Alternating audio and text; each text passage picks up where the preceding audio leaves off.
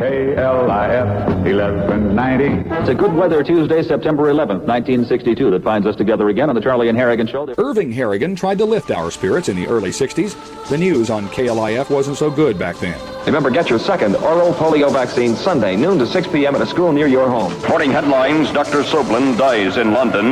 New Russian warning issued on Cuba. As President John Kennedy and Vice President Lyndon Johnson arrived in Texas that Tuesday, worried about Russian missiles being installed down in Cuba, Irving Harrigan was looking on the brighter side. Irving Harrigan goes by the name Ron Chapman, but his look on the bright side philosophy has never changed. Morning, Ron Chapman. Our whole philosophy is, when you wake up in the morning and turn us on, that we have already looked outside, we've already checked, and the world is still there, and it's okay to go outside your door one more day. Well, good morning, Susie Humphreys. Good morning, Ron Chapman. Well, see, everything is all right after all. I'll tell you, building the Comanche Peak Power Plant in order to save money is a lot like signing for a Chrysler New Yorker in order to get the $500 rebate. What's this world coming to? And it has been that way since Ron Chapman served up his shtick at KLIF back in the 60s. I just was handed the report. Remember we asked Bob Brock to make us up a special TV report, and everything that's worthwhile is...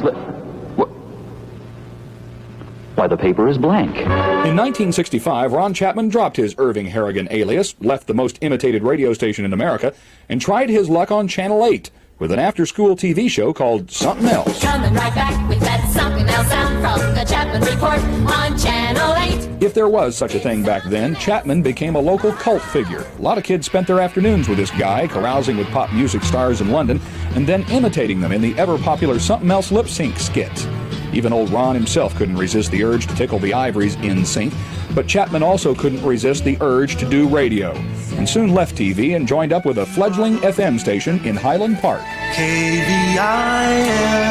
I think the goal was to have fun. At the time, those in the business thought that's all he'd have. Few believed FM radio would ever amount to much.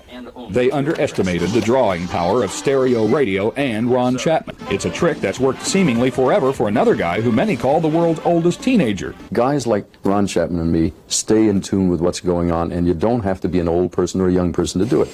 Ron Chapman has always believed the sky is the limit for KVIL.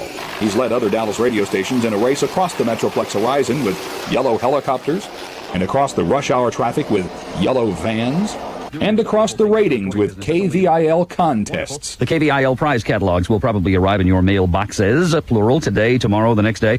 Have fun, give away big prizes, and by the way, that equals being successful. It's a formula that has kept KVIL the leader at dawn in Dallas for almost 2 decades and will likely keep it there for years to come.